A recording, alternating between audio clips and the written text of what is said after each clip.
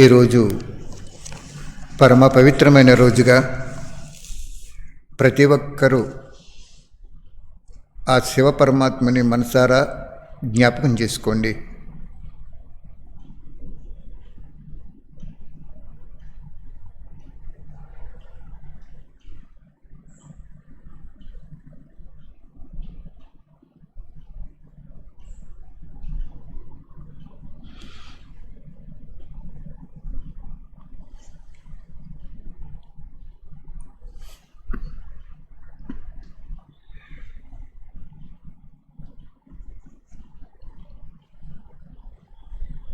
బాబా చాలా తక్కువ సమయము ఈ సంగమేఘములో ఇప్పుడు పాత్ర అభినయిస్తున్నారు.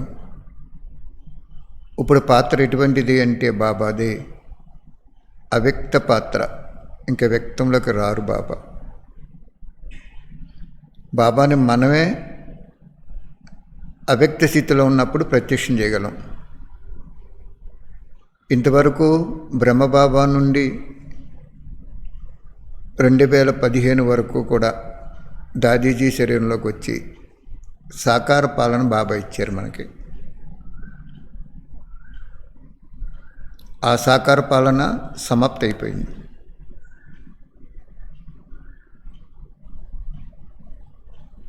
సమాప్తి అయిపోయిన తర్వాత బాబా వాణిలో ఏం చెప్పారు అంటే సాక్షాత్కారాల పాత్ర ఉంటుంది అన్నారు. సాకార పాత్ర పూర్తి అయిపోయిన తర్వాత అవ్యక్త పరమాత్మ యొక్క పాత్ర అవ్యక్త పిల్లల ద్వారా సాక్షాత్కార పాత్ర ఉంటుందని చెప్పారు. అనుభవం చేసుకోండి.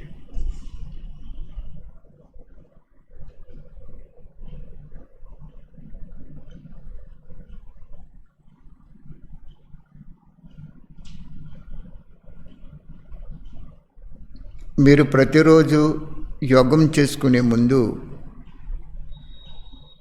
ఈ సంకల్పాలు చేసుకోండి. నేను మాస్టర్ సర్వశక్తివానాత్మనని అనుభవం చేసుకోండి ప్రతి ఒక్కరూ.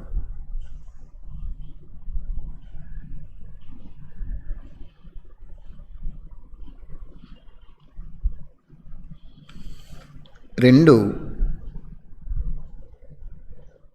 ఈ జన్మలో బాబా మనకి శరీరము లోనుగా ఇచ్చారు. ఆస్తి, ఐశ్వర్యాలు, సిరి సంపదలు, వస్తు వైభవాలన్నీ కూడా లోనుగానే ఇచ్చారు.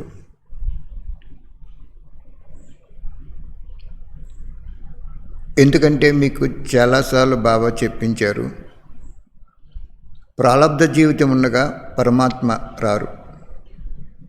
వస్తే ఆ ప్రాలబ్ధ జీవితము అనుభవించాం.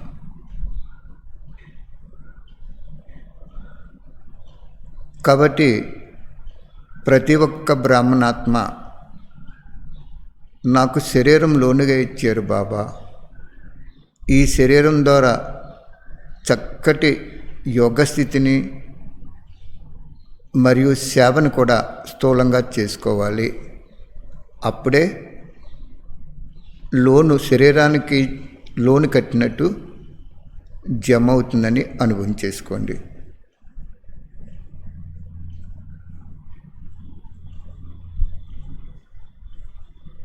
ఆత్మకి ఈ అంతిమ జన్మ శరీరం కూడా లోను. కాబట్టి ఆ శరీరంతో వ్యర్థ కార్యం చేయకూడదు. బ్రహ్మబాబాన్ని అనుసరించాలి. రెండు, మనసు ఎందుకు ఇచ్చారు, బుద్ధి ఎందుకు ఇచ్చారు? మనసు విశ్వంలో అనేక ఆత్మలు తెలుసుకోవాలి బాబా, నీ నుంచి వారసత్వం పొంది పునర్జన్మ తీసుకోవాలి భూమి మీద అని సంకల్పం చేసుకోవాలి.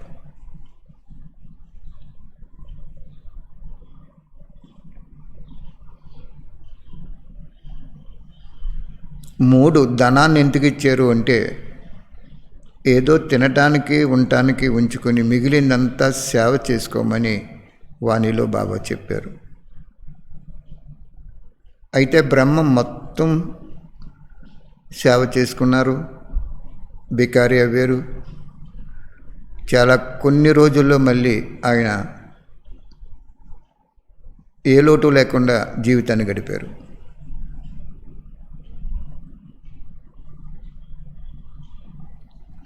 అలా యోగం చేసుకునేటప్పుడు ఈ పాయింట్లు జ్ఞాపకం చేసుకోండి.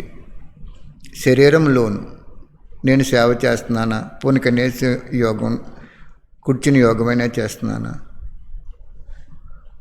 మనసు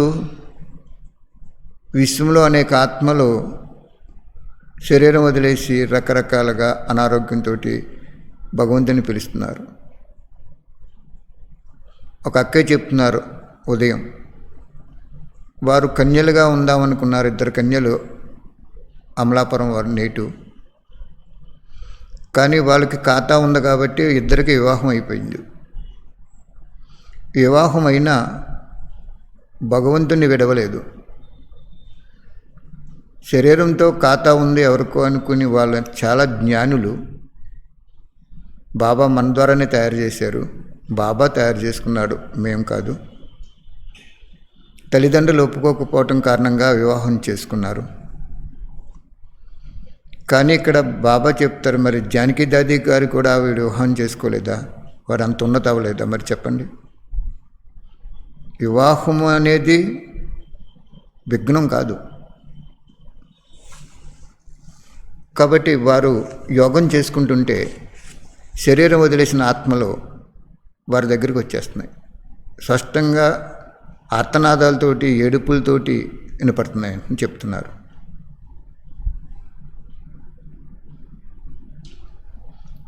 ఇప్పుడు సుమారుగా 5 లక్షల మంది శరీరం వదిలేశారు. కరోనా వ్యాధి ప్రపంచం మొత్తం మీద. అవి వాయుమండలంలో తిరుగుతూ ఉంటాయి, ముక్తి కోసం వస్తుంటాయి. అక్కయ్య కొంచెం తట్టుకోవటానికి ఇదిగా ఉండి యోగం ఆపి తెల్లారుజామున చేసుకుంటే తెల్లారుజాముని ఆత్మలు వచ్చి శాంతిగా కూర్చుని, అంటే శాంతిగా వాటికి కనపడుతున్నాయి అన్నమాట, ఇంకేమీ అర్థనాదాలు చేయటం లేదు. అప్పుడు నేను బాబా చెప్పించారు, శివబాబా శివ పరమాత్మ అనుకోండి, శివబాబా శివ పరమాత్మ అనుకోండి, ఇలా మనసుతో కానీ సంకల్పంతో కానీ మాటతో కానీ చెప్పమ్మా, వాళ్ళకి ముక్తి వచ్చేస్తుందని చెప్పారు.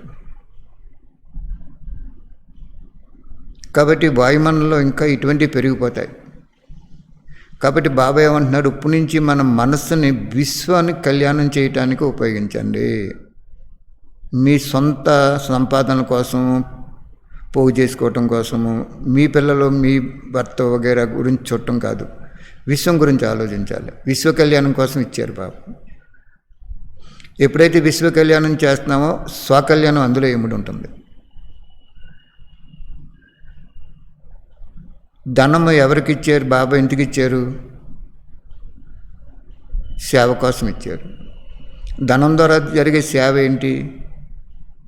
సెంటర్ పెడతాం, కోటి పుస్తకాలు సేవ చేసుకోవటం, పుస్తకాలు ఏదో ఒక పుస్తకాన్ని, పరమాత్మకి సత్యమైన పుస్తకం ఇతరులకు ఇవ్వటం, ధనం అంతగా ఇచ్చారు బాబా. కొన్నాళ్ళు అయ్యేటప్పటికి ఆ సేవ కూడా ఆగిపోతుంది. అందుకోసం మీరు యోగంలో కూర్చున్నప్పుడు ఈ విషయాలు జ్ఞాపకం చేసుకోండి. భగవంతుడు అవ్యక్తమైనటువంటి పాలన ఇస్తున్నారు.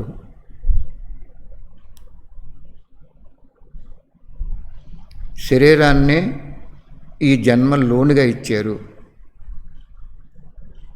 మనసుని బుద్ధిని కూడా లోనుగానే శ్రీమతం ఇచ్చారు. ధనం కూడా మన ఇష్టం వచ్చినట్టు ఖర్చు పెట్టడానికి హక్కు లేదు. మనకు సంపాదించిన ధనం ఖర్చు పెట్టకూడదు, బాబా పేరు మీద వచ్చిన ధనాన్ని కూడా ఖర్చు పెట్టకూడదు, మన సొంతాన్ని ఖర్చు పెట్టకూడదు.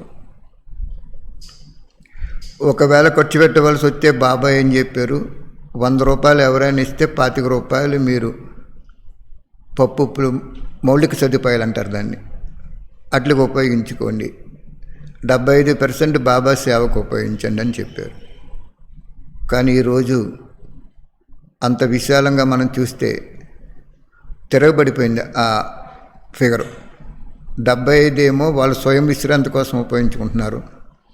ఆ 25 కూడా ఏదో అంతంత మాత్రం సేవకు ఉపయోగిస్తున్నారు. ఎందుకంటే మీకు ఈ సత్యం చెప్తున్నాను. సత్యం చెప్పకపోతే మీరు పరివర్తన అవరు. సత్యాన్ని దాచేస్తే బాబా ప్రత్యక్షం అవరు. అధర్మం అధర్మంగా, ధర్మం ధర్మంగా చెప్పకపోతే మీరు పరివర్తన అవరు.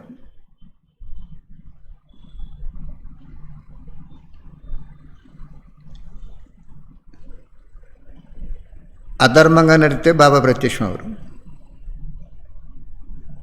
కాబట్టి ఇక్కడ ధర్మము ధర్మంగా, అధర్మం అధర్మంగా బాబా నా చేత మీకు చెప్పిస్తున్నారు. చాలా జాగ్రత్తగా అనుభవం చేసుకుని యోగం చేసుకోండి.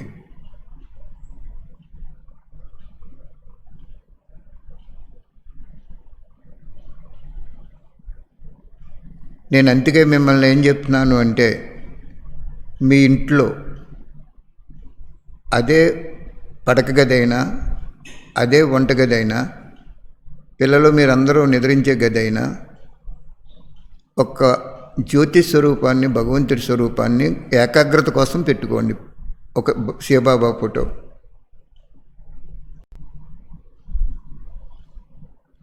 బ్రహ్మ ఫోటో పెట్టుకోకూడదు. చక్కగా అక్కడ యోగం నేను బాబా నా చేత చెప్పించినట్టు చేసుకోండి. ఇంకా ముందు ముందు మీరు కని విని ఎరగనటువంటి అద్భుతమైన వాణిలు వస్తాయి. మన ఒళ్ళు అణువు కూడా ఆ జ్ఞానంతో నిండిపోద్ది. అటువంటి వాణిలు ఉన్నాయి, వస్తాయి, బాబా తీసుకొస్తారు. చక్కగా మీకు ఫోన్లో యూట్యూబ్లో వింటున్నారు, మీకు చాలు, మ్యాక్సిమం సరిపోతాయి. తర్వాత ఒక డిబ్బీ పెట్టుకోండి, ఎంతో కొంత ధనం వేసుకోండి, మీరు వేసుకోండి. ఇంటిల్లిపాతి కూడా వాళ్ళు యోగం చేయమంటే చేయరు, వాణి వచ్చేయమంటే వినరు. టీవీ దగ్గర కావాలంటే కూర్చుంటారు వాళ్ళు. పోన్లేండి, వాళ్ళ సంస్కారం అది, మీ సంస్కారం ఇది. వాళ్ళు ఏం చెప్తారంటే, బాబు కనీసం డబ్బులైనా వేసుకోండి అని ధనాన్ని ఆ డిబ్బీలో వేయించండి. మీకు రోజు ధనం లేదు, ఒక గుప్పుడు బియ్యం తీసుకోండి. ఎందుకంటే ధనం కూడా ఒక శక్తి. ప్రతి జన్మలో మీకు ధనం రావాలి అంటే బాబా దగ్గర దాచుకోవాల్సిందే. ప్రతి జన్మలో మీ శరీరము నిరోగిగా ఉండాలి అంటే మీ శరీరంతో యోగమైనా చేసుకోవాలి, సేవ అయినా చేసుకోవాలి. దేని లెక్క దానికే. నయనం కళ్ళు ఉన్నాయి, దృశ్యాన్ని చూస్తాయి. చెవులు ఉన్నాయి, ధ్వనిని వినిపిస్తాయి. దాని పని వేరు, దీని పని వేరు.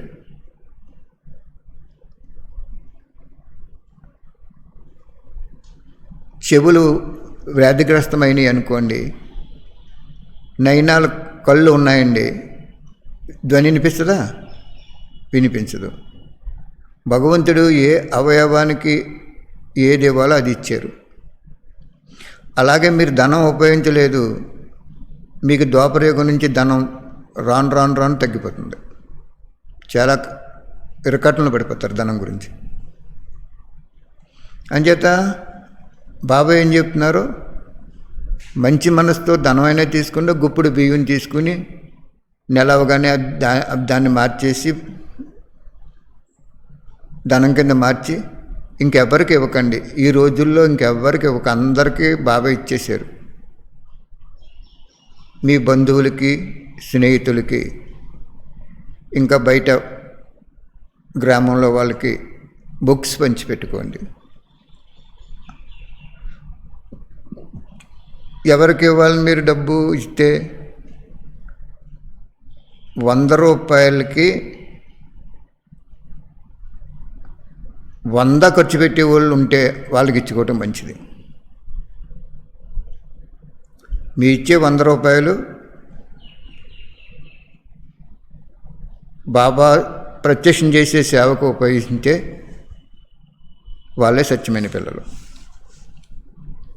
ఓకే, అర్థమైందా? ఇప్పుడు వాణి చెప్పుకుందాం.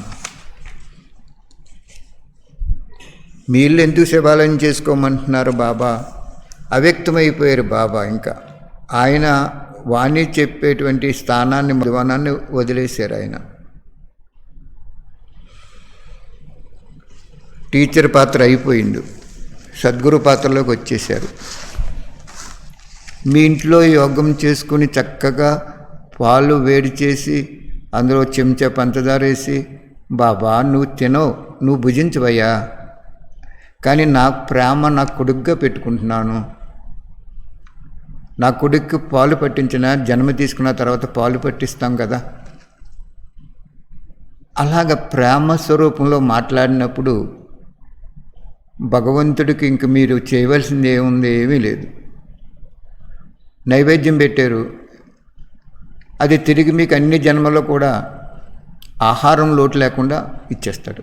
దేనికి దానికే రిటర్న్ వస్తుంది, తిరిగి వచ్చేస్తుంది మీకు 1,00,000 రెట్లు పెరిగి. కాబట్టి అన్నీ చేసుకోవాలి. ధనం చేసుకోవాలి, శరీరం చేసుకోవాలి, మనసు బుద్ధిని ఏకాగ్రత చేసుకుని విశ్వ కళ్యాణం గురించి మనసా సంకల్పం చేయాలి. మళ్ళీ మీ పిల్లల్ని కూడా, మీ బంధువులకు కూడా బుక్ ఇచ్చి, అమ్మ ఈ బుక్ నచ్చితే నువ్వు కూడా 4 బుక్కులు తీసుకుని ఎవరికైనా పంచిపెట్టి ఇంకో 4 బుక్కులు వాళ్ళకి ఇవ్వాలి. ఆ ధనం ఎందుకు? సేవ కోసం. మీరు ధనం దాచుకున్నారనుకోండి, ఇప్పుడు రేపు ఏమవుతుందండి? ఏమవుతుంది రేపు? ఏమవదు. రోడ్డు మీద పాడేయవలసిన రోజు కూడా వస్తుంది.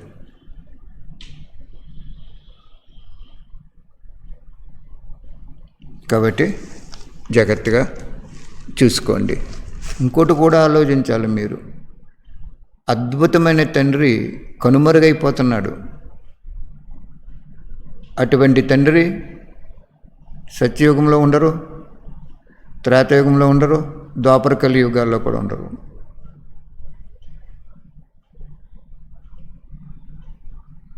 అటువంటి తండ్రి కనుమరుగైపోతున్నప్పుడు మనకి ఎంత లోపల ఒక విధమైనటువంటి ప్రేమ అనురాగంతో కూడినటువంటి ఒక స్పందన ఉండాలి మనకి. ఉందా మరి మనకది? లేదు, ఎప్పుడు వినాశనం అయిపోతుందో ఏం చేయను, వినాశనం అయిపోతే సహయోగం అయిపోనా, ఈ విషయాలు కాదు. భగవంతుడి పాత్ర చాలా కొద్ది సమయంలో సమాప్తి అయిపోవటానికి రెడీగా ఉంది.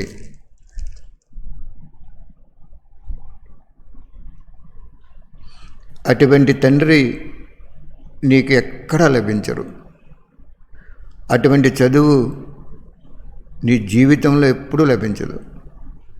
అటువంటి స్నేహము నీకెవ్వరూ ఇవ్వరు. ఆయన ఇచ్చే సహయోగము ప్రపంచంలో ఎవరెవరు. నీకు 84 జన్మలకి ఇవ్వాల్సిన వాడు, లెక్కలు చూసి ఇవ్వాల్సిన వాడు ఆయన ఒక్కరే తప్ప ఇంకెవరు కాదు. అంచేత ఆయన అవ్యక్తం అయిపోతున్నాడు. అటువంటి తండ్రి వెళ్ళిపోతున్నాడు. నన్ను ఆట వస్తువుల కింద స్వర్గం ఇచ్చేసి అందులో ఆట వస్తువుల్లో మరిపించేసి వెళ్ళిపోతున్నావా తండ్రి? వెళ్ళిపోతున్నావా శివబాబా? నా తండ్రి వెళ్ళిపోతున్నావా? ఆ స్పందన ఎప్పుడైతే మీకుందో సూక్ష్మాతి సూక్ష్మమైన వికర్మలు కూడా భస్మైపోతాయి.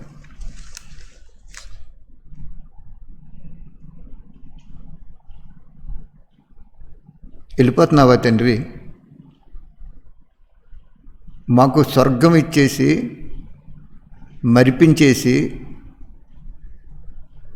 వెళ్ళిపోతున్నావా తండ్రి? మాకెందుకయ్యా ఈ స్వర్గం? నువ్వు లేని మాకు స్వర్గం ఎందుకు? ఇలా మనస్సు యొక్క స్పందన రోజు ఒక్కసారి మీరు మనసుతో అనుకుంటే మనకు ఉన్నటువంటి సూక్ష్మాతి సూక్ష్మమైనటువంటి పాపాలు ఎన్నో ఉంటాయి మనకి, తప్పకుండా భస్మం అయిపోతాయని చెప్తున్నారు బాబా. ఆ సూక్ష్మ స్మృతిలో సూక్ష్మ పాపాలు భస్మం అయిపోతాయి.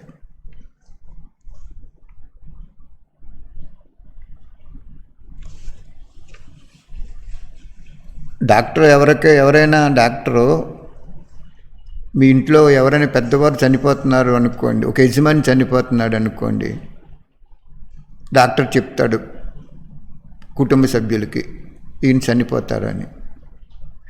అప్పుడు ఆ యజమాని మీద ప్రేమ ఉన్న వాళ్ళు అన్నం దగ్గర కూర్చుంటే ఆకలి అనిపించదు, నిద్రపోదామంటే నిద్ర రాదు,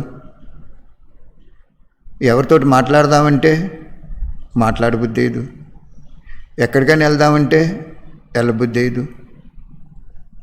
ఆ పేషెంట్ దగ్గరే, ఆ సంబంధికుడి దగ్గరే ఎంతో దీన స్థితిలో ఉండిపోతారు. అది ప్రేమ అంటే. మనం అలా ఉండక్కర్లేదు, మనం ఆ విధంగా ఉండవసరం లేదు. ఎందుకంటే భగవంతుడు అమరుడు, మరణం లేనివాడు. మనకు ప్రతి జన్మలో పరోక్షంగా సహయోగి అయిపోతారు. ఆయన మీద ప్రేమ ఉన్నప్పుడు మనం ఏం చేయాలి? ఇలాగ ఇంట్లో, మన గృహంలో, మన గృహాన్ని శివాలయం చేసుకోవాలి, మన మనసుని మందిరం చేసుకోవాలి. మన కుటుంబ సభ్యుల్ని ఏదో ఒక విషయంలో, నాన్న నువ్వు యోగం చేయలేవు, పర్వాలేదులే, డబ్బులైనా వేసుకో, లేదు గుప్పుడు బియ్యం బాబాని నువ్వు వేసుకో, నీ దగ్గర డబ్బులు లేకపోతే. ఆ ప్రేమ స్వరూప శిక్షణ మీకు ప్రతి జన్మలో మంచి కొడుకుని, కూతుర్ని, కోడల్ని, అల్లుడిని, భర్తని లేదా భార్యని ఇచ్చేస్తాడు. ఎందుకంటే ఈరోజు అలా చెప్పమన్నారు బాబా ఎక్కువగా. బంధువులు వచ్చారు, జాకెట్ పీస్ పెట్టొద్దు, పుస్తకం ఇచ్చేయండి.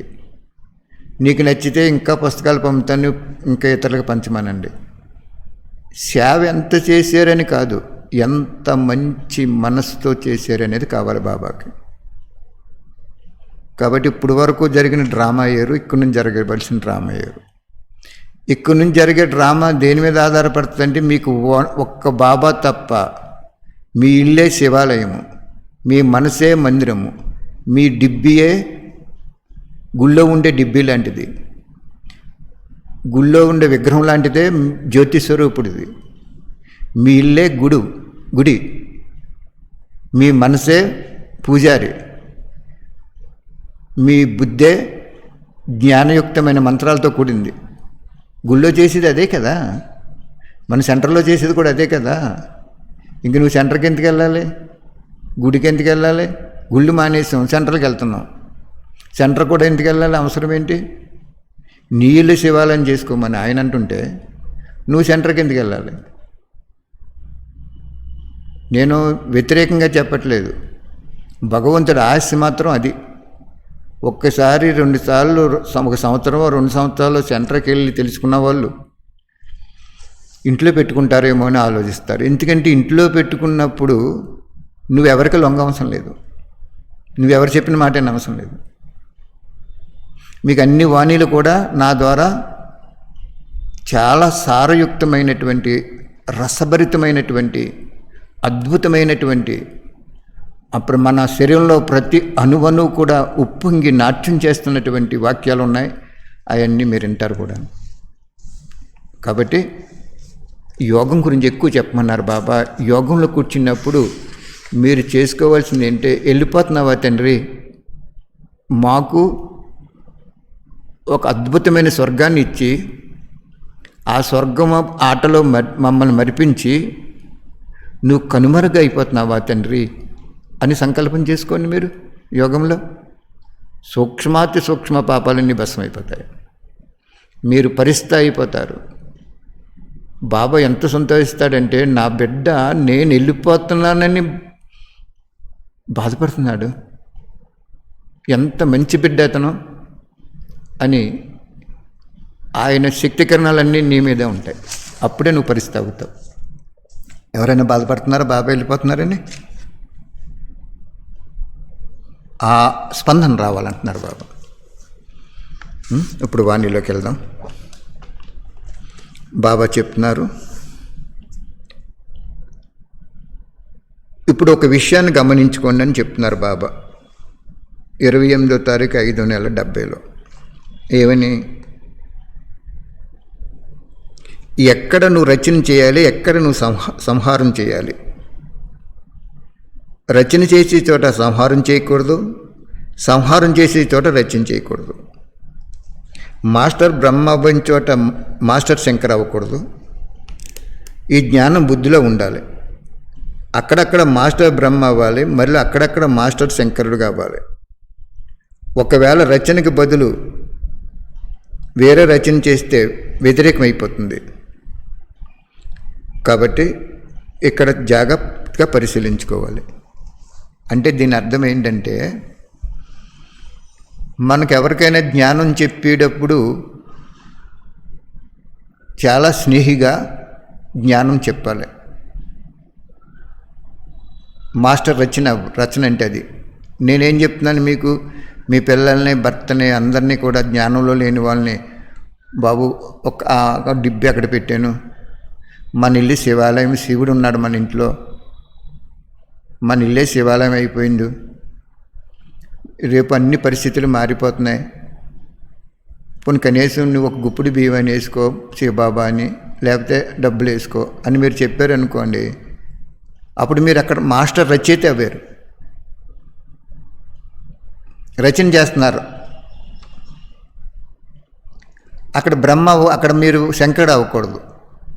ఏమని, నువ్వు చాలా నష్టపోతావు, అంతిమంలో అలాగైపోతుందో ఇలాగైపోతుందో, నువ్వు పనికిరావు, నువ్వు పనికిరాని వస్తువులతో ఆడుకుంటున్నావు, ఆ టీవీల దగ్గర ఉంటున్నావు, అలా అర్థమైపోతుందో అని మీరు అక్కడ ప్రేమించి సహయోగం చేయవలసిన స్థానంలో మీరు సంహార రూపంలో కనుక ఉపయోగిస్తే వాళ్ళు ఏం చేస్తారంటే మీ మాట ఏమి వినరాళ్ళు, వాళ్ళు కూడా వ్యతిరేకమైపోతారు.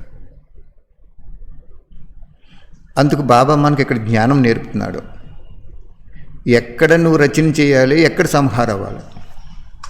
సంహారి అంటే ఎక్కడ సంహారి అవ్వాలి? చూడండి, బాబా జ్ఞానంలో ఉన్న వాళ్ళు కూడా స్వయం నాది, నాకు ఉండాలి, నేను తయారు చేశాను, నాది అని మాయతో కప్పబడినటువంటి ఆత్మల దగ్గర మీరు సంహారి రూపంలో ఉండాలి. దాన్ని కోఆపరేట్ చేయకూడదు మీరు. ఇప్పుడు బాబా ఏం చెప్పారు? మధ్యస్థంగా ఉండండి ఏ పని చేసినా అన్నారు బాబా. మధ్యస్థంగా ఉండమంటే నువ్వు ఒక వస్త్రం కొనుక్కున్నా శరీరాన్ని కప్పుకోవడానికి సరిపోయే వస్త్రం చాలు, లగ్జరీగా కొనుక్కోకూడదు. ఒక గృహం కట్టుకున్నా అంతే. ఆ గృహం కట్టుకునేటప్పుడు టీచర్ అయినా విద్యార్థి అయినా ఎక్కువ స్థితిలో, సామాన్య స్థితి నుంచి ఎక్కువ స్థితిలో కట్టుకున్నప్పుడు నువ్వు కనుక కోఆపరేట్ చేస్తే అక్కడ నువ్వు కూడా ఆ శ్రీమతాన్ని దాటిన దాన్ని కోఆపరేషన్ చేసేసినట్టు అయిపోద్ది. అర్థమవుతుందో? చాలా లోతుగా ఉంటుంది ఈ పాయింట్ ఇక్కడ. ఎక్కడ నువ్వు రచన చేయాలి, ఎక్కడ సంహారం చేయాలి. రచన చేసి కాడ రచన చేయాలి, సంహారం చేసి కాడ సంహారం చేయాలి అంటున్నారు బాబా. మాస్టర్ బ్రహ్మగా ఉండే చోట బ్రహ్మగా ఉండాలి, మాస్టర్ శంకరుగా ఉండే చోట శంకరుగా ఉండాలి. వాళ్ళు అసురు సృష్టిని వినాశనం చేసి కాడ నువ్వు శంకరుడు అవ్వాలి. అప్పుడు చెప్పండి, తప్పే ఉంది. విద్యార్థికైనా చెప్పండి, టీచర్కైనా చెప్పండి, మహారథికైనా చెప్పండి. బాబా ఏం చెప్పాడు? బ్రహ్మబాబా చాలా సింపుల్గా ఉన్నాడు, కానీ మనకు కొంచెం ఎగ్జాంప్షన్ ఇచ్చాడు, మధ్యస్థంగా కట్టుకోమని. మీరు ఇంత ఆడంబరంగా కట్టేస్తున్నారు. ఎవరిది ధనం? సేవ కోసం అర్పితం చేసిన ధనాన్ని స్వయం కోసం ఉపయోగించుకుంటే బాబా ఏం చెప్పారు? భవిష్యత్తులో శ్రేష్ఠ పదవి నుంచి వంచితమైపోతారు, చేతులారా తగలబెట్టుకున్న వాళ్ళు అవుతారు పదవిని అన్నాడు బాబా. అలాగే అక్కడ మాస్టరు శంకరుడు అవ్వాలి. మీరు అక్కడ ఒక అసురీ సంస్కారంతో కార్యం చేస్తున్నప్పుడు నీ బిడ్డ అయినా, బాబా బిడ్డ అయినా, బయట వాళ్ళైనా, ఎవరైనా బాబా చెప్పిన వాక్యాన్ని అక్కడ సంహార రూపంలో, శక్తి రూపంలో, వాళ్ళని పరివర్తన చేసే రూపంలో, పాపకర్మ అవ్వకుండా ఉండే రూపంలో, శ్రేష్టకర్మను ప్రోత్సహించే రూపంలో నువ్వు తప్పకుండా చెప్పాలి. వేరే కూర్చోబెట్టని చెప్పాలి. అప్పుడు వినలేదు, ఇంక నీకు పాకం అంటుకోదు. కానీ మనకి లోపల మనసు చెప్తుంది ఇది తప్పు తప్పు అని. కానీ మనకు వాళ్ళ నుంచి ఏదో కోరుకుండి క్లాస్కి రానివ్వరేమో, లేకపోతే మధువనం తీసుకెళ్ళరేమో, ఇలాగ ఏదో కోరుకుండి వాళ్ళకి మీరు కోఆపరేట్ చేసినప్పుడు అందులో వచ్చే ఫలము వ్యర్థము పాపకథ కూడా మీకు వాట వచ్చేస్తుంది. అర్థమైందా?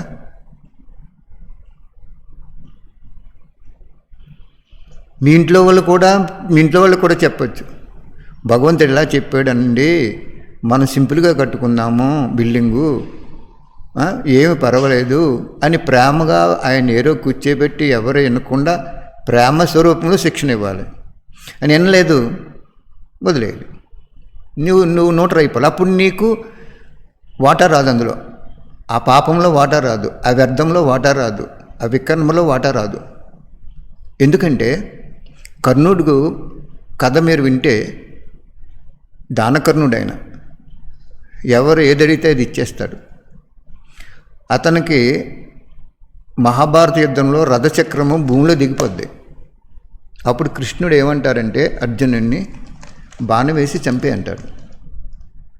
అప్పుడు కృష్ణుడు చెప్పిన తర్వాత అర్జునుడు ఏమంటాడంటే, అతను అస్త్రాలు లేకుండా ఆపదలో ఉండి ఆ చక్రాన్ని పైకి తీసుకుంటున్నాడు కాబట్టి ఆ చక్రం పైకి వచ్చినప్పుడు శస్త్రాలతో పోరాడదాం, అప్పుడు చంపుతానంటాడు. జాగ్రత్తగా పాయింట్ క్యాచ్ చేయండి. ఇక్కడ కృష్ణుడు చంపేయమన్నాడు అంటే ఇతను ఈ విధంగా చెప్తాడు. అప్పుడు కృష్ణుడు చెప్తాడు అన్నమాట, ద్రౌపది వస్త్రాభరణం జరుగుతున్నప్పుడు ఆ దానకర్ణుడు, అది చాలా దుర్మార్గమైన పని, అది కనీసం ఆ పని చేయకూడదని చెప్పుంటే ఈరోజు అతన్ని జయించేవాడు ఎవరు లేరు. అతను అధర్మాన్ని చూస్తూ సోదరుల మధ్యలో ఉంటూ అధర్మం జరుగుతున్నప్పుడు ఎంత దానకర్ణుడైనా అధర్మాన్ని ఖండించలేని కారణంగా ఇక్కడ శాపగ్రస్తుడైపోయాడు. కొంత సమయం అయిన తర్వాత ఆ శాపము విమోచనం అయిపోయి ఆ రథచక్రం పైకి వచ్చి నీతో యుద్ధం చేసినప్పుడు నువ్వు అతను చంపలేవు, అవసరమైతే నిన్ను చంపేస్తాడన్నట్టుగా చెప్తాడు. అర్థమైందా? అంచేత శాపం అనేది చాలా, అధర్మం అనేది చాలా పతనానికి తీసుకెళ్ళిపోద్ది మనల్ని. ఆయన ఏం చేయలేదు కదా, దానకర్ణుడుగా ఉన్నాడు అంతే. ద్రౌపదిని తీసుకొచ్చి వస్త్రాలు ఇప్పండి, వస్త్రాభరణం చేయండి అని చెప్పాడు ఆయన? చెప్పలేదు. కానీ చూసాడు, అక్కడ ఆ కార్యం జరుగుతున్నప్పుడు చూసాడు కాబట్టి ఆ చూసినప్పుడు ఏమంటున్నాడు, నువ్వు చెప్పాలంటున్నాడు ధర్మం, నువ్వు చెప్పు తప్పండి సోదరులారా, అది మనకు ఆడబడుచు లాంటి వారు ఏదో ఒక విధంగా మనకు చెప్పి దాన్ని నచ్చ చెప్పితే శాపగ్రస్తుడు అవ్వకపోను అన్నమాట. అది ఇక్కడ బాబా చెప్తున్నారు. ఇక్కడ పాయింట్ ఏమనంటే, అధర్మాన్ని ఖండించేటప్పుడు నువ్వు శంకరుడి కింద అవ్వు, ధర్మాన్ని స్థాపన చేసేటప్పుడు నువ్వు బ్రహ్మ కింద అవ్వు. అంటే ప్రేమతో చెప్పు. ప్రేమతో చెప్పినప్పుడు వినలేనప్పుడు నువ్వు దానికి సొల్యూషన్ ఏముందో చెప్పు. ఇప్పుడు బిల్డింగ్ గురించే చెప్పాను కదా, మనకి ఎంత కనపడేది అదే కనపడుతుంది, ఇంకంతకంటే ఏముంది. మధ్యస్థంగా నిర్మాణం చేసుకోండి అన్నారు బాబా. మధ్యస్థం ఎప్పుడైతే దాటిందో తప్పకుండా వ్యర్థ ఖాతా పాప ఖాతాలో జమ అయిపోతాయి. కాబట్టి అక్కడ బాబా ఏం చెప్తున్నాడు, నీ పిల్లవాడికైనా, నీ భర్తకైనా, నీ బంధువులకైనా, నీకైనా ఏదైనా కార్యం చేసేటప్పుడు శ్రీమతంలో ఉందా లేదా, లేదు పెద్దవాళ్ళని పెద్దవాళ్ళంటే ఎవరు, త్యాగము తపస్సు చేసేవాళ్ళు, వాళ్ళని అన్నయ్య అక్కయ్య ఇలాగ చేసుకోనని అడిగి సలహా తీసుకుని, మీకు ఆ శక్తి లేకపోతే జ్ఞానశక్తి తీసుకుని చేసుకోవాలి. కానీ ఇష్టపడినట్టు చేసేసినప్పుడు ఏమైపోతుంది చూడండి. అతను దానకర్ణుడు, అతను శాపగ్రస్తుడైపోయాడు. ఆ రథచక్రం భూమిలో దిగిపోయింది. దాన్ని తీసే లోపల బాణం వేసి చంపేయమంటున్నాడు శ్రీకృష్ణుడు. కానీ యుద్ధంలో ఏంటంటే అలాగా విశస్త్ర అంటే శస్త్రాల నుంచి అతీతం అయినప్పుడు కొట్టకూడదనేది రూల్ ఉంది. శస్త్రాలు కింద పెట్టేసాడు అనుకోండి, చేతులు పైకి ఎత్తాడు అనుకోండి, చంపకూడదు. కానీ కృష్ణుడు మరి ఎందుకు చంపేయమన్నాడు? అక్కడ? కృష్ణుడంటే పరమాత్మ శివుడే మనకి, అర్జునుడంటే మనమే. ఆ దానకర్ణుడంటే బాబా పిల్లల్లో తప్పు చేసిన వాళ్ళు వాళ్ళే, వాళ్ళు గొప్ప వాళ్ళే, దానకర్ణుడే. కానీ అక్కడ ఆ దృశ్యాన్ని చూస్తూ ఖండించలేదు కాబట్టి శాపగ్రస్తుడు అయిపోయాడు అంటున్నారు బాబా. అర్థమైందా? కాబట్టి బాబా చాలా జాగ్రత్తగా ఉండండి అని చెప్తున్నారు. నెక్స్ట్ పాయింట్, ఏ కార్యం చేస్తున్నా ప్రతి కార్యంలో 3 విషయాలు పరిశీలించుకోవాలి. ఏంటది? సరళత, సహనశీలత, శ్రేష్టత. బాబా చెప్తున్నారు, మీరు ఏ కార్యం చేస్తున్నా కూడా సరళత అంటే ఇదివరకు చెప్పించారు బాబా మీకు. సరళత అంటే సారం తీసే స్వభావం, సర్దుకునే స్వభావం కలవాడు.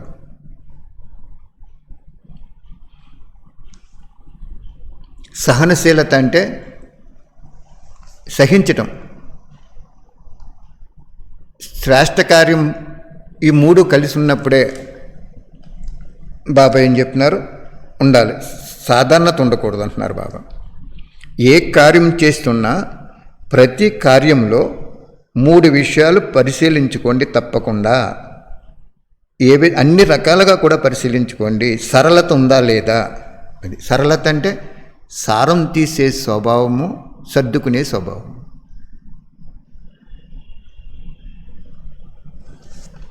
2 సహనశీలత ఉందా లేదా?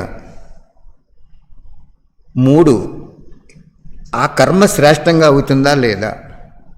ఆ 3 చూడమంటున్నారు. ఇప్పుడు మనకి ఇదే బాగా అనుభవం కాబట్టి మీ బిడ్డనే ఇలా తీసుకోండి అన్నారు. ఎందుకు తీసుకోమన్నారు అతన్ని? ధనం.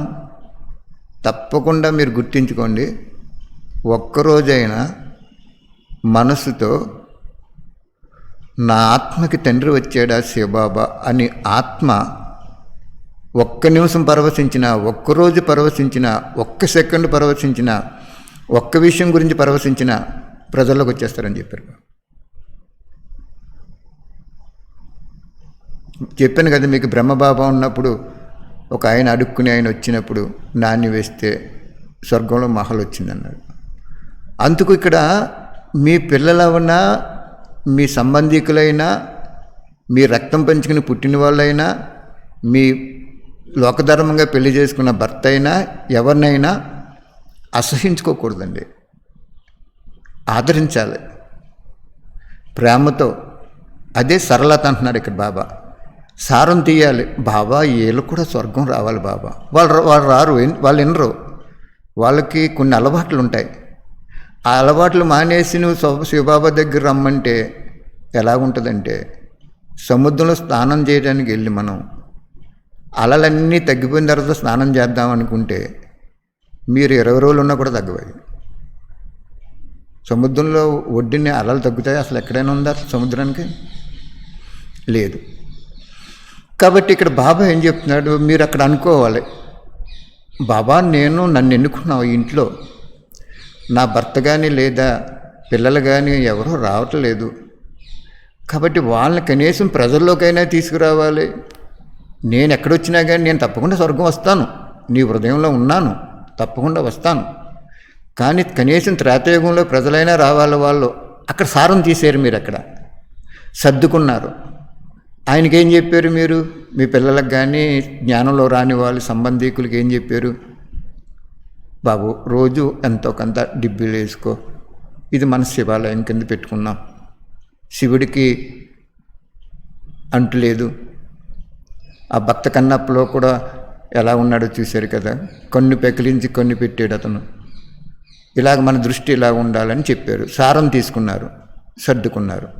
ఓకే, ఒకవేళ ఆయన నేనేను, నాకు సంబంధం లేదు, నువ్వేం చెప్పకు, నువ్వు వదిలే, నీ పని ఏదో నువ్వు చేసుకో అన్నారనుకోండి, అక్కడ మీరు ఏ స్టేజ్లో ఉండాలి? సహనశీలత గుణంలో ఉండాలి. పరీక్ష అన్నమాట. అది సహనశీలత గుణం. అది ఆ రెండు ఎప్పుడైతే మీరు ధారణ చేశారో ఆ కర్మ శ్రేష్టంగా అయిపోద్ది. సాధారణంగా అతను వినకపోవడం అనేది ఉండదు.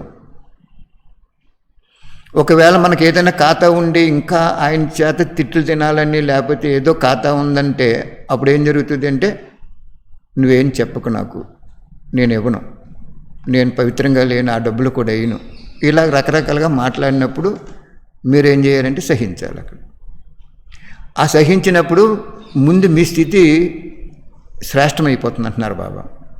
తర్వాత వాళ్ళు కూడా మారిపోతారు 100%. ప్రపంచంలో ఏ ఒక్కడూ కూడా తండ్రి వచ్చారని అంగీకరించకపోతే, సాక్షాత్కారం రూపంలో కూడా అంగీకరించకపోతే వాళ్ళు ఈ భూమి మీద పుట్టడానికి గతులుండవు. ఈ భూమి భగవంతుడిది, గాలి ఆక్సిజన్ శివబాబాది, నీరు శివబాబా సృష్టి, ఆకాశము శివబాబా సృష్టి ఆస్తి, ఈ భూమి, ఆకాశము, వాయువు, అగ్ని, నీరు, ఈ 5 తత్వాలు ఆయన సృష్టించి మన శరీరానికి అవసరమైనటువంటి సదుపాయాలు ఇచ్చాడు. ఆత్మకు అవసరం లేదు. అవి మనకిచ్చినప్పుడు ఆయనే కదా. ఆయన భూమి మీదకి రావాలంటే ఆయన్ని వచ్చినప్పుడు తెలుసుకోవాలి, లేకపోతే పుట్టడానికి గతులు ఉండవు. అందుకే ఆ రహస్యం తెలుసుండి ఆయన ఏం చేస్తాడంటే, అంతిమంలో కూడా నేను చెప్పాను మీకు, 222 దేశాలు వాళ్ళు ప్రజలు తెలుసుకోలేవు, వాళ్ళకి సాక్షాత్కారాలు చేయించాడు బాబా. అంచేది ఏ బిడ్డకి కూడా బాబా గురించి చెప్పకుండా, బాబా గురించి వినకుండా, బాబాని తెలుసుకోకుండా పుట్టడానికి గతులుండు, పరంధామంలో శాశ్వతంగా ఉండిపోద్ది ఆత్మ.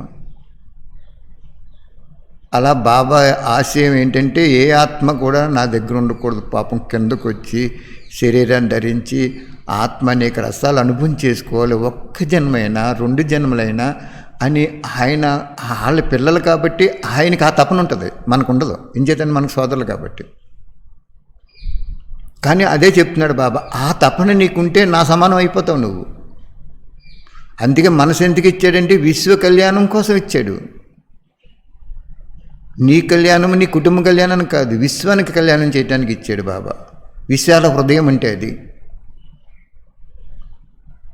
మనస సేవలు ఎన్ని వస్తాయి. అందుకు ఇక్కడ బాబా ఏం చెప్తున్నాడంటే, ప్రతి కార్యంలో కూడా ఇది పరిశీలించుకోండి. ఏవని? సరళత, సహనశీలత, శ్రేష్టత, ఈ 3 ఉన్నాయో లేవో. ఈ 3 కలిసినప్పుడు ఏం జరుగుతుందంటున్నారంటే బాబా, సాధారణం ఉండకూడదు. ఇప్పుడు అక్కడక్కడ శ్రేష్టతకి బదులు సాధారణంగా అనిపించేస్తున్నారు. సాధారణతలో శ్రేష్టతలోకి మార్చుకోండి. మరియు ప్రతి కార్యంలో సహనశీలతను ఎదురుగా ఉంచుకోండి. మీ ముఖంలో, మాటల్లో సరళతను ధారణ చేయండి. అప్పుడు సేవా కర్తవ్యంలో సఫలత ఎంత శ్రేష్టంగా వస్తుందంటే మీ ముందు నడిచేస్తుంది అంటున్నారు. మనకంటే ముందు సఫలత వచ్చేస్తుంటున్నారు బాబా. చూడండి, కొంతమంది పీఠాధిపతి వెళ్తుంటే వస్త్రాలు పరుచుకుంటే వెళ్ళిపోతారు, కింద కాలు ఎడితే ఏం బూడిదైపోద్దామని, మట్టి తగిలేస్తుందేమో అని. అలాగే బాబా ఏమంటున్నాడో, ప్రతి కార్యంలో, ప్రతి సమయంలో, ప్రతి సాంగత్యంలో, ప్రతి సంఘటనలో సహనశీలత, ఫస్ట్ది ఏమన్నారు? సరళత, సహనశీలత, శ్రేష్టత, ఈ 3 ఉండాలంటున్నారు బాబా. ఆ 3 లేకుండా కర్మ చేయకండి, ఆలోచించండి, జాగ్రత్తగా చూసుకోండి అని చెప్తున్నారు బాబా. ఇలాగా సరళత అంటే సారం తీసి సర్దుకునే స్వభావం. సహనశీలత, వాళ్ళు నిందింతారు, తప్పకుండా వాళ్ళకి మాయ కప్పబడిపోయిందనుకోండి, నిందింతారు. ఆ సహనశీలత ఉండాలి అక్కడ. ఆ సహనశీలత ఎంత గొప్ప శక్తి అన్నారంటే బాబా, అంతిమంలో భయంకరమైనటువంటి పరీక్షలో, అద్భుతమైన పరీక్షలో పాస్ అయిపోతామని చెప్పారు బాబా. కాబట్టి శ్రేష్టత ఉండాలంటున్నారు. శ్రేష్ట కర్మ ఏం చేస్తుందంటే, మన వికర్మల్ని నాశనం చేసేస్తుంది.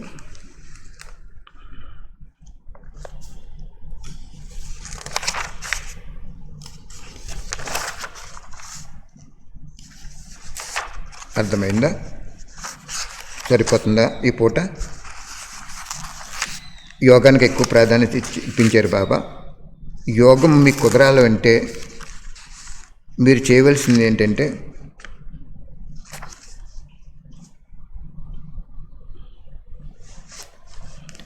వెళ్ళిపోతున్నావా బాబా, మళ్ళీ 5,000 సంవత్సరాల వరకు కనపడబా తండ్రి,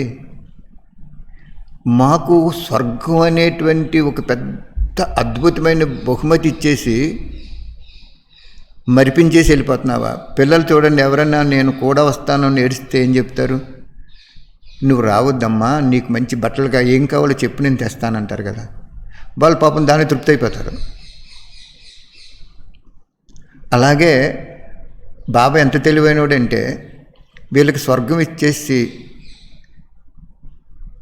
ఆయన కనుమరుగైపోతాడు.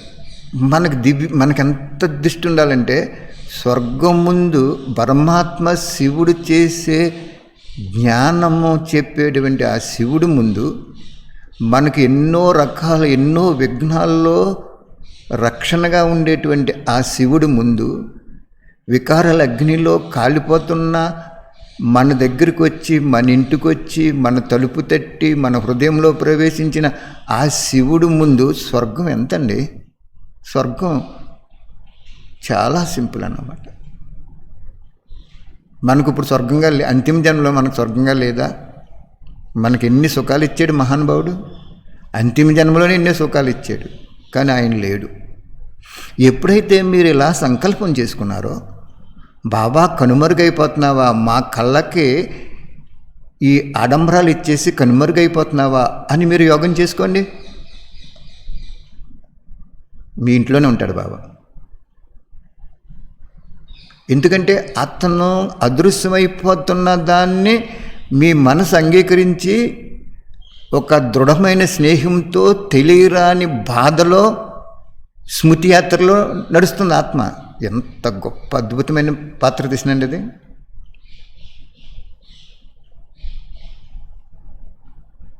కాబట్టి అలా చేసుకోండి. బాబా నెక్స్ట్ చెప్తున్నారు 8వ తారీఖు 6 నెల 70లో, నేను అనేది త్యాగం చేయండి. నేను చేశాను, నాకు ఇది బాగా తెలుసు, నేను ఇది చేయగలను, ఇలా నేను అనే అభిమానాన్ని త్యాగం చేయాలి. నేను అనే దానికి బదులు నేను అని మీకు వస్తున్నప్పుడు బాబా చెప్పిన జ్ఞానం యొక్క విషయాలను వర్ణన చేయండి. నాకు ఇది తెలుసని అనకండి, శివబాబా ద్వారా ఇది తెలుసుకున్నాను అని అనండి. జ్ఞానంలో నడుస్తున్న తర్వాత ఏదైతే స్వ అభిమానం వస్తుందో దాన్ని కూడా త్యాగం చేయండి అంటున్నారు. వండర్ఫుల్ పాయింట్ అన్నమాట. ఇప్పుడు బాబా నా చేత ఇలాగెంతో నన్ను తయారు చేసి నా చేత చెప్పింటున్నాడు మీకు కదా. నాకు మాత్రం ఏమాత్రము నేను అనేది వచ్చిందా, ఇంక మొత్తం పుణ్యం అంత సమాప్తి అయిపోతుంది. అందుకే ఇక్కడ ఏంటంటే బాబా చేస్తున్నారు. బాబా జ్ఞానంలో ఉన్న పాయింట్ నా చేత బాబా మీకు చెప్పిస్తున్నారు. ఆ బాబా అనే పదము కట్టవి నేను అనేది వచ్చినప్పుడు ఏదో అప్పుడప్పుడు మైనర్గా ఓవర్టేక్ వస్తుంది, అది మైనర్. అది టోటల్గా కనుక వచ్చిందంటే బాబా ఏం చెప్తున్నారంటే దాన్ని స్వ అభిమానము, స్వ అంటే ఆత్మకి అభిమానం వచ్చేసింది, అది కూడా త్యాగం చేయాలంటున్నారు బాబా. దీనికి ఎగ్జాంపుల్ ఏం చెప్పవచ్చు మనం మీకు అర్థం అవటం కోసం? చెప్పాను ఇదివరకు, అదే చెప్పవలసి వస్తుంది మళ్ళీ. స్వ అభిమానం అంటే ఏమవుతుందంటే నేను అనేది త్యాగం చేయండి అని చెప్తున్నారు బాబా.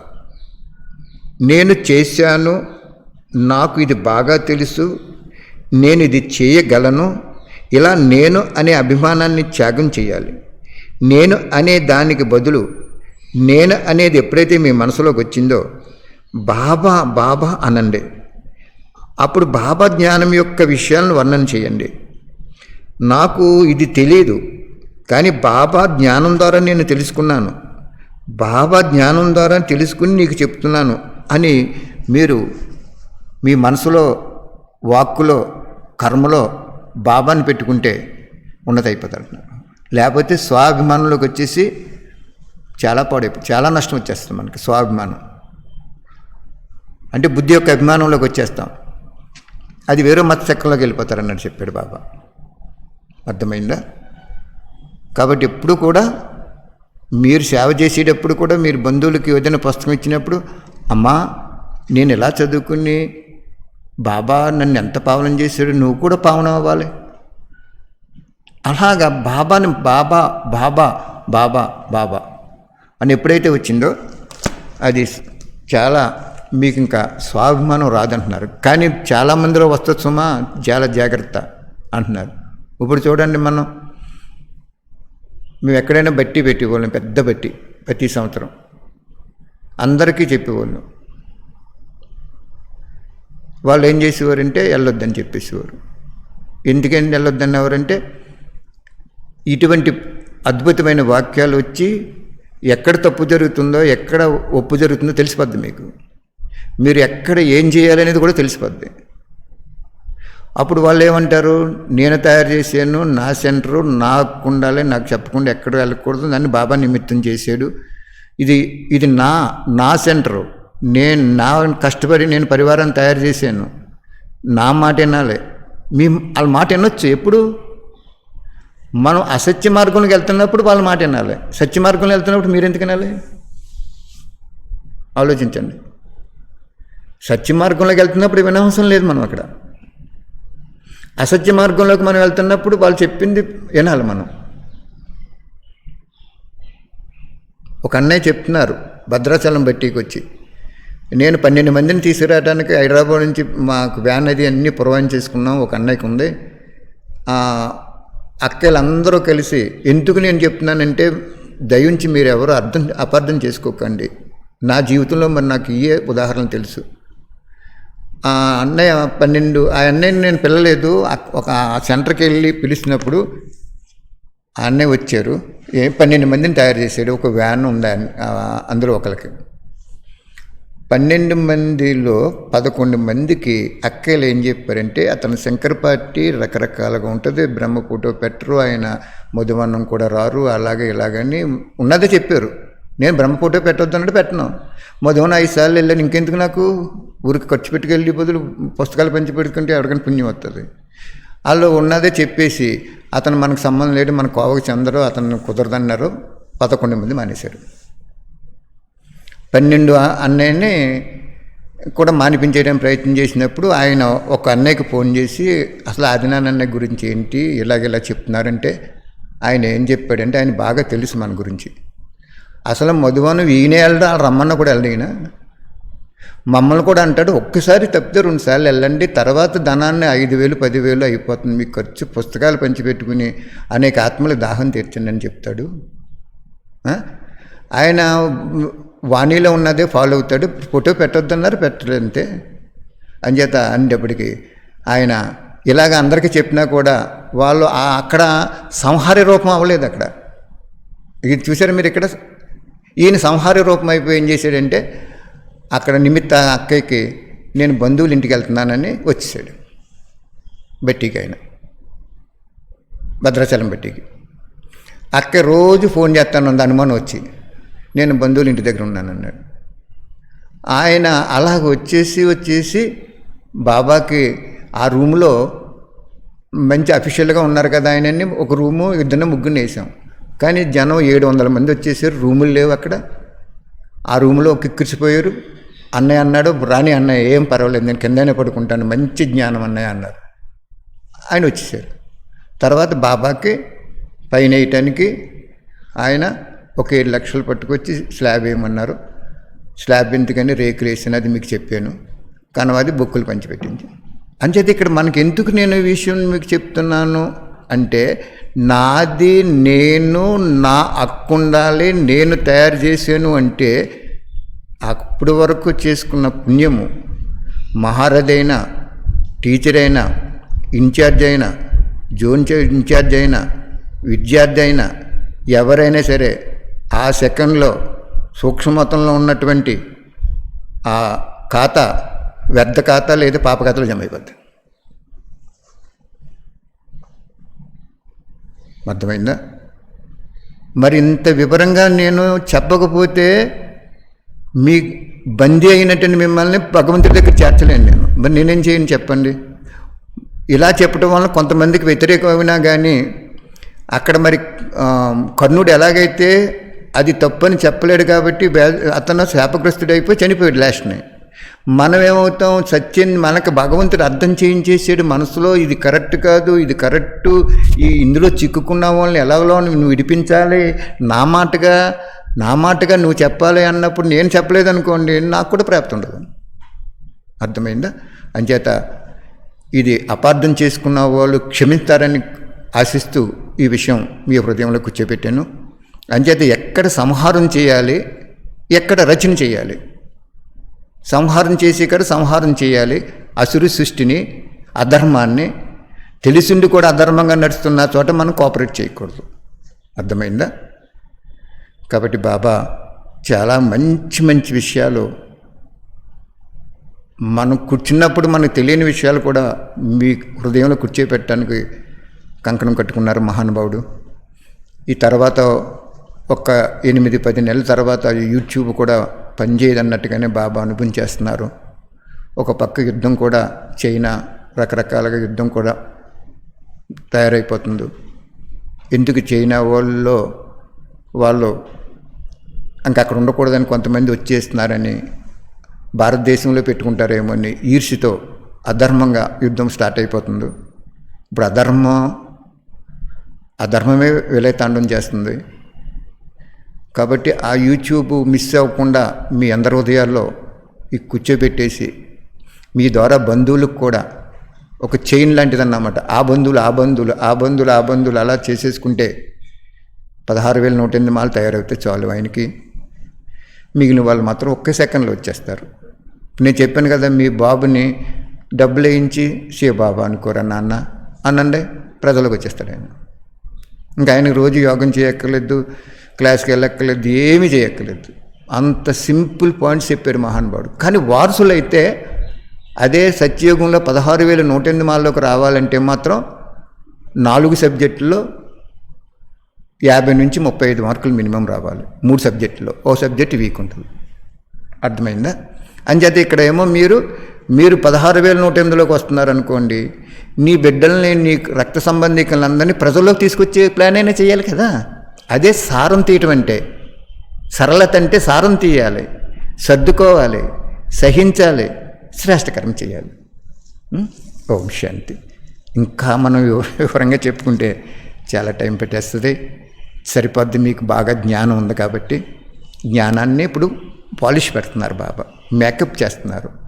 విశ్వంలో మీ ద్వారా ఆయన ప్రత్యక్షం అవడానికి రెడీ అయిపోతున్నారు. ఆయన రెడీ చేసేస్తున్నారు, మనల్ని మేకప్ చేసేస్తున్నారు, స్టేజ్ ఎక్కించడానికి రెడీ చేస్తున్నారు. ఆయన రుణం మనం జన్మలు కూడా తీర్చుకోలేం. ఓం శాంతి.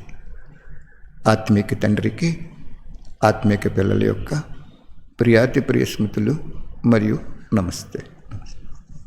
Thank you Baba. Thank you very much.